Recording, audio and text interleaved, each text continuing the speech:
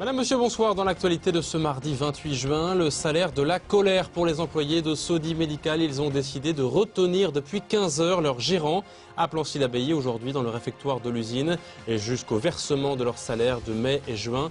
Ils semblent ce soir fermement décidés à ne rien lâcher. La propagation de la fièvre afteuse dans l'Aube, version exercice bien sûr, mais un exercice grandeur réelle mené par les services de l'État pour vérifier le bon fonctionnement de la chaîne d'alerte. Tout est parti du lycée Sainte-Maure, reportage dans un instant. Un programme de vacances hors norme pour 3 grands noms du TOS triathlon, Zieba, Pina et Dorna. Ils ont décidé de rallier l'Espagne depuis Troyes à partir du 1er août, à vélo essentiellement, avec le plus de difficultés possible. David Mutel a suivi leur préparation.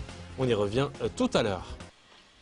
Qu'est-ce que tu fais pour les vacances? Eux, ils ont la réponse, loin du farniente et de la serviette de plage. Ils vont changer d'adresse tous les jours à partir du 1er août.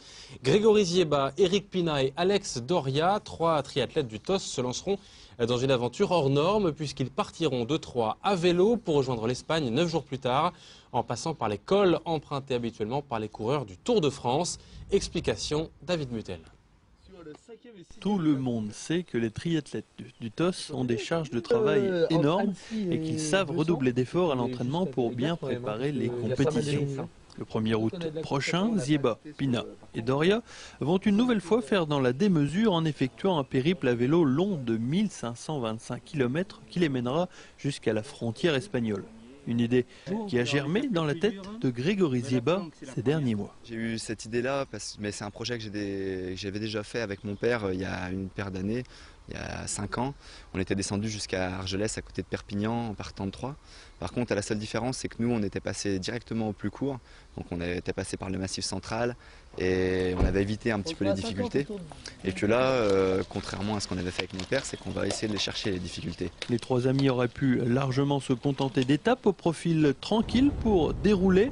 Mais quand il s'agit de vélo, les triathlètes ne font pas le travail à moitié et le parcours qu'ils vont s'infliger passe par les plus hauts sommets de France. On va franchir le Grand Colombier en course à pied, puisque l'idée aussi c'est de faire la course à pied sur certaines étapes.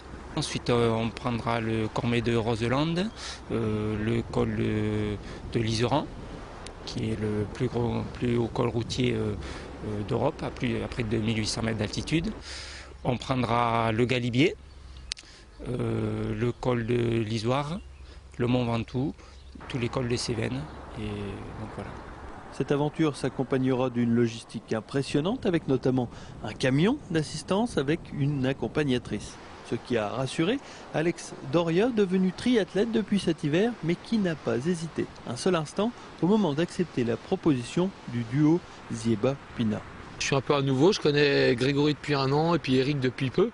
Et c'est vrai que le projet me fait peur, mais ils m'ont beaucoup rassuré dans la possibilité que j'avais de résister à la fatigue. Un petit Tour de France qui s'achèvera le 10 août prochain sur la côte Ibère, après donc 1525 km de vélo, 53 de course à pied, soit près de 11 heures d'effort au quotidien. En tout cas, bonnes vacances à eux.